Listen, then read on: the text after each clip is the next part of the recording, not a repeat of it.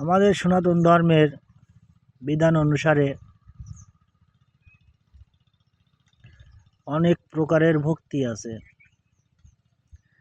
সব ভক্তির ঊর্ধ্বে হচ্ছে ভগবান শ্রীকৃষ্ণকে তার পুজো করা, শ্রীকৃষ্ণর আরাধনা করা।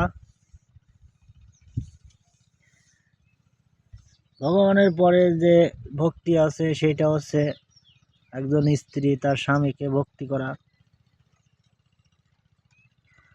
কিন্তু বর্তমানে যে যুগ জামিনা পড়েছে তাতে সত্য কথা বলতে হয়, সত্য কথার মাইন নাই, মিথ্যা কথার ভাত নাই। এটা ঠাকুরমার দাদুদের কাছ থেকে শুনেছি। তা এখন যে সময় পড়েছে তাতে স্বামী ভক্তি তো পড়ে থাক, স্ত্রীদেরকে এখন আমাদের মতন স্বামীদের ভক্তি করতে হয়। এখন অনেকের প্রশ্ন মনে জাগতে পারে যে সেটা আবার কেমন।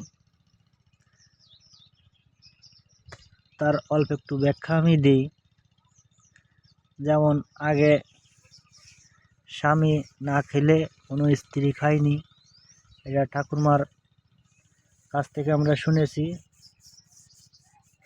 এখন বর্তমান সময় স্বামী, মনে করুন আমার কথাই বলি, যে আমি একটু চা খেতে যাচ্ছি, চা খেয়ে এসে তারপরে ভাত খাবো।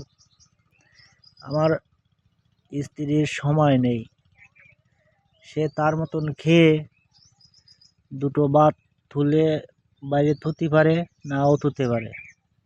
আইসে চার দোকানের থেকে আইসে ভাত বাইরেও হতে পারে, এমনকি দু এক সময় মন চালি তারা বাইরে দিতেও পারে। বর্তমানে এই হচ্ছে আমাদের স্বামীদের স্ত্রীদের ভক্তি করার প্রধান কারণ হচ্ছে এই।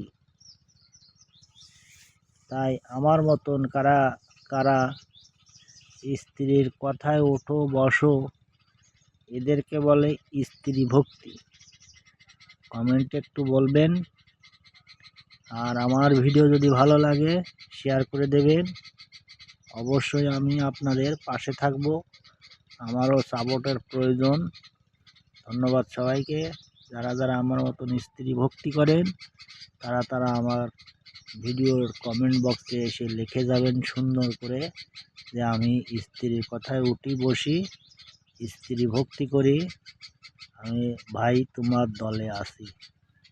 ধন্যবাদ, ভালো থাকবেন।